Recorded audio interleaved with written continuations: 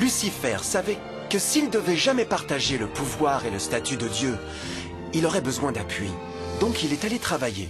Il a commencé de façon détournée à circuler parmi les autres anges, plantant des graines de doute et de mécontentement quant à la direction de Dieu. En même temps, il mettrait subtilement en évidence ses propres vertus. Il a insinué que Dieu abusait de son pouvoir divin et sa loi limitait la vraie liberté et le bonheur de ses créatures. Avec son raisonnement intelligent et ses pouvoirs incomparables d'influence, Lucifer a réussi à convaincre un grand nombre d'anges pour le rejoindre dans sa révolte. Peut-être vous vous demandez, comment pourraient tant d'anges intelligents être dupés en suivant ce trompeur? Bien, gardez à l'esprit jusqu'à ce point qu'aucun ange n'avait jamais entendu un mensonge.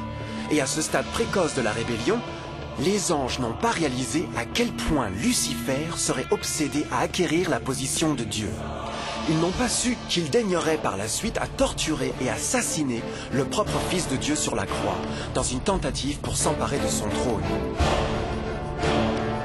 Étrangement, Lucifer a pensé qu'il pourrait dissimuler sa véritable attention à Dieu.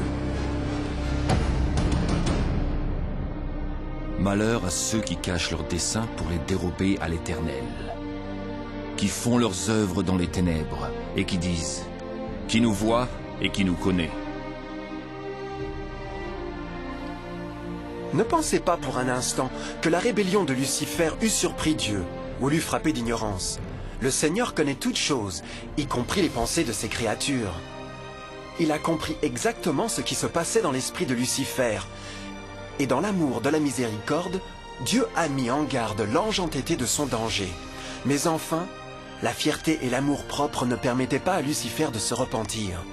Ainsi, il a choisi la rébellion ouverte contre Dieu, plutôt que l'humble obéissance. Certains se sont demandé, signifie-t-il que Dieu a créé un ange défectueux? Non, mais il a en effet créé un Lucifer avec la liberté de choix. Vous voyez, la liberté de choix est une chose merveilleuse, mais il porte avec cela un risque incroyable, y compris le risque de rébellion et la possibilité que l'amour de Dieu pourrait être rejeté. Vous voyez, l'amour réel ne peut pas venir d'une créature préprogrammée. Il ne peut pas être forcé. Il doit être volontairement donné. Par exemple, aussi mignon que ce petit chien de robot est, il pourrait jamais vraiment m'aimer. Je peux lui donner l'air de m'aimer, mais ce n'est que seulement la réalisation des instructions préprogrammées. Il n'a pas le choix. D'autre part, ce petit individu est vraiment heureux de me voir.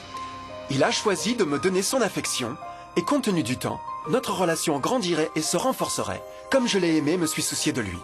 De la même manière, Dieu d'amour veut seulement l'amour véritable de ses créatures intelligentes. Et pour que cela arrive, ils doivent avoir le libre choix. La rébellion de Lucifer est la plus grande preuve qu'il y a vraiment eu cette liberté. Donc maintenant, la grande question était, comment Dieu répondrait à cette crise? Comment traiterait-il avec Lucifer et les millions d'anges qui se sont joints dans sa rébellion? Beaucoup se sont demandé pourquoi Dieu n'a pas immédiatement détruit le rebelle. Après tout, il pourrait facilement vaporiser Lucifer avec l'éclat de la foudre. Mais aurait-il vraiment résolu le problème? Non, au contraire. Cela aurait juste intensifié les doutes et les soupçons que Lucifer avait semés dans les esprits des anges. Souvenez-vous, Lucifer savait comme personne d'autre ne pouvait savoir le fonctionnement interne du gouvernement de Dieu. Sa destruction aurait été considérée comme faisant partie d'une couverture. Et la crainte de représailles, plutôt que l'amour, serait devenue la raison motivante de servir Dieu. Non, le Seigneur savait dans sa sagesse, la meilleure façon de répondre à la crise était de permettre qu'elle suive son cours. Ce serait la seule façon d'assurer que le mal ne monterait jamais de nouveau. Laissez-les pousser ensemble jusqu'à la moisson. Et à ce moment-là, je dirai au moissonneur, enlevez d'abord la mauvaise herbe et liez-la en botte pour la brûler. Puis vous rentrerez le blé dans mon grenier. Dans la parabole du blé et de l'ivraie, Jésus illustre qu'une saison de grandir est nécessaire pour une plante pour révéler sa vraie nature. Dans sa compréhension infinie, Dieu savait que donner le temps au personnage réel de Lucifer serait de l'exposer, et les fruits amers de sa rébellion deviendraient évidents à tous.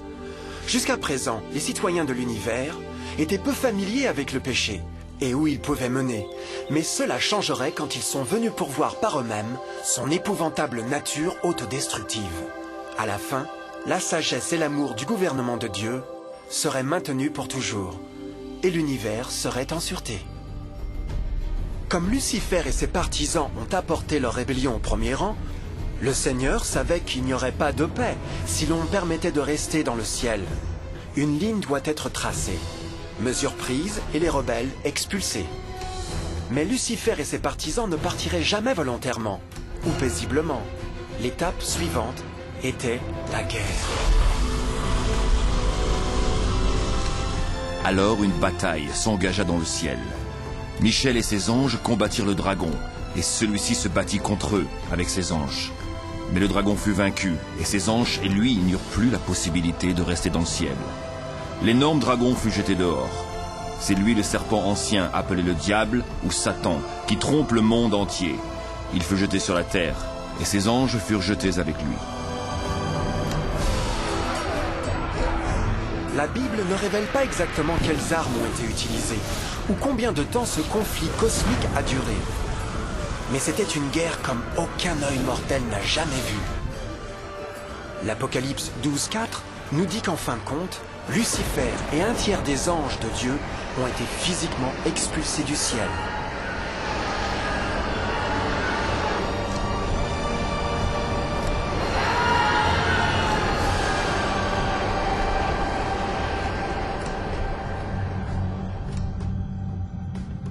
Mais que se passera-t-il ensuite ?